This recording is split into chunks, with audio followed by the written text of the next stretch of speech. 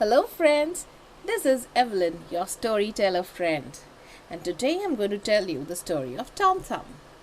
And if you like the story, if you enjoy it, do not forget to give it a thumbs up, share, and subscribe to the channel, The Reading Light. And I'm going to come with a lot of stories for you all, and you're going to enjoy listening to the stories and also watching it if you like. Okay, so today we're going to read Tom Thumb together, and you listen carefully, and I'm going to now begin with the story. In the days of good King Arthur, there lived a farmer and his wife, who, although they lived comfortably and had a pretty little cottage to live in, were not at all happy. They had no children, and they both wished very much for a baby. The wife was often in tears when her husband was out at work and she was all alone because she did not have a baby to take care of and nurse. One day, as she sat weeping by herself, more than usually sad, she said aloud, "If I only had a dear little baby, I should not care what it would look like. I should be thankful for one if it were no bigger than my husband's thumb." Now, it so happened that the Queen of Fairies was passing by, though the poor woman could not see her, and as she knew the farmer's wife was kind to the poor and likely to be a good mother, she thought she would grant her wish. So, about an hour or two afterwards, the woman was much surprised to see standing by her table a very beautiful lady, dressed splendidly, with glittering star on her forehead and a wand in her right hand, and with a gem of great brilliancy at the top of it. But what delighted the woman most of all was a tiny cradle made of a walnut shell, lined with velvet, in which lay the prettiest baby ever seen. But it was only just as large as a man's thumb. "See," said the fairy, "your wish is granted. Here is a baby for you.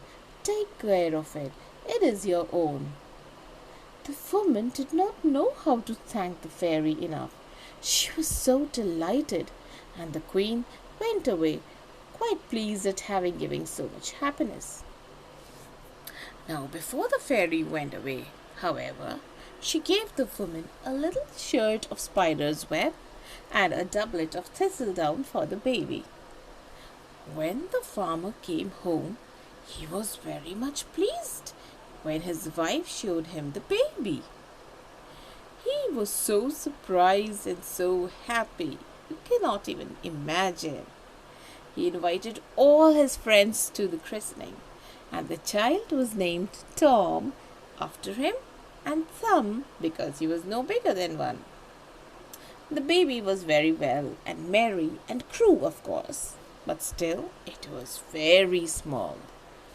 However, at last, Tom thought himself quite a great boy and begged his mother to make him a little suit of clothes, and she made him one, but with a great deal of trouble. They were so small.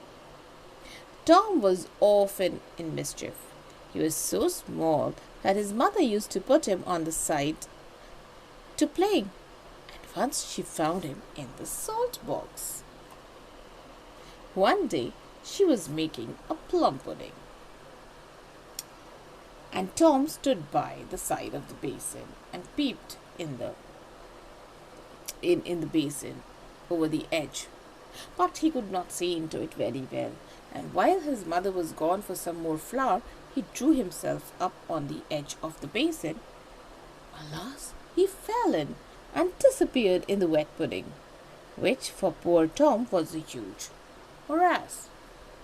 Tom would have cried out, but the pudding stuck his lips together, and his mother, not missing him, stirred him up in the mixture. Tom no sooner felt the hot water than he danced about like mad. The woman was nearly frightened out of her wits to see the pudding come out of the pot and jump about, and she was glad to give it to the tinker who was passing that way. The tinker took the pudding.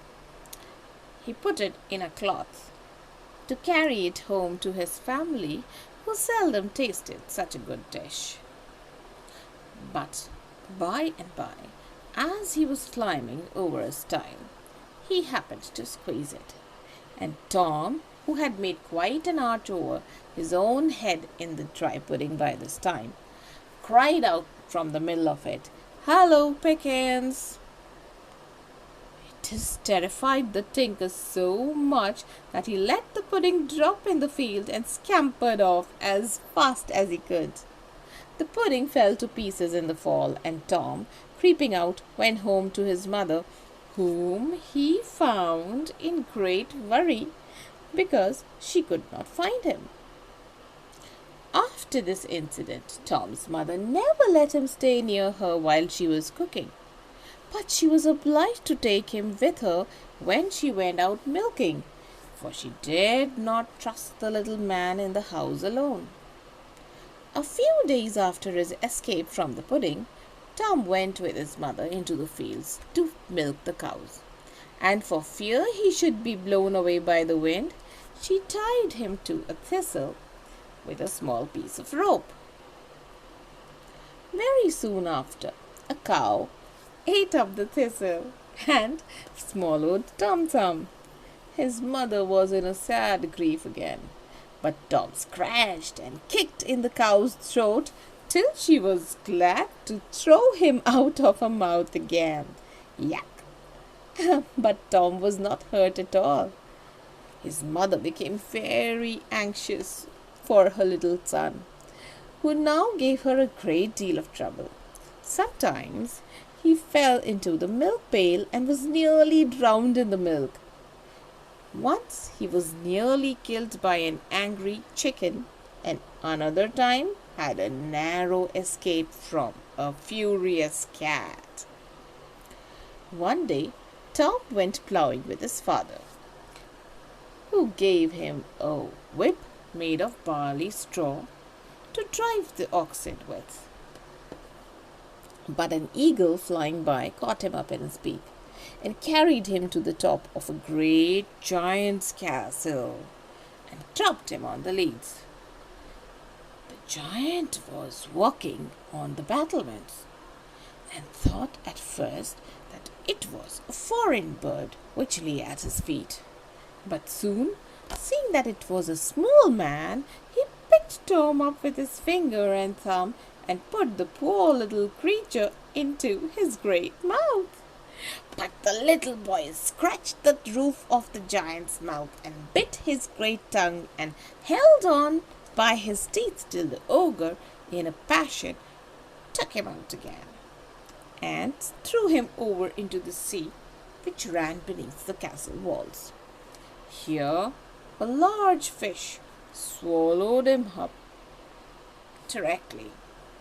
Tom did not at all like swimming about in the fish, but by and by he felt it drawn upwards and guessed at once that it was caught.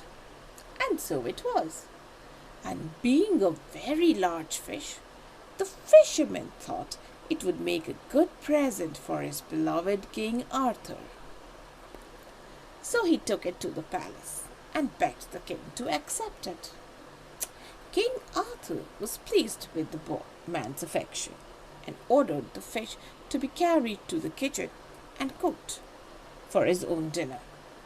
The fisherman took it to the cook, who admired it very much, but said it was very heavy. Then he laid it on a table and began to cut it open. You may imagine how he jumped with fear and wonder when Tom Thumb slipped out of the fish.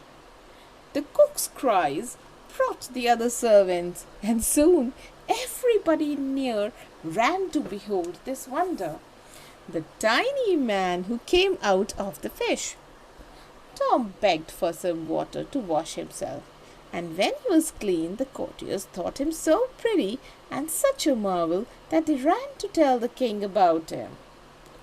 Arthur was very much surprised, but he desired them to send the little man up after dinner to see him.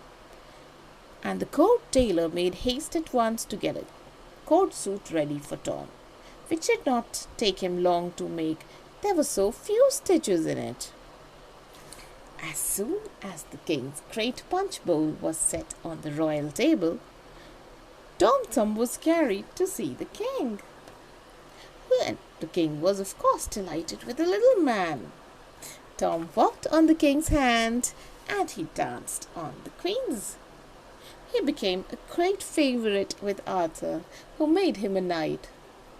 Such is the wonderful history of Tom Thumb, who did much good when he grew older, and thus proved that however small people are, they may be of use in the world. He was good and kind to his parents and to everybody. And the old ballad says, such were his deeds and noble acts in Arthur's court there shone, as like in all the world beside was hardly seen or known. With this, we come to the end of this story. But do not forget to give Tom Thumb a thumbs up, and do not forget to share and subscribe my channel, The Reading Light. Thank you. Bye-bye. See you soon.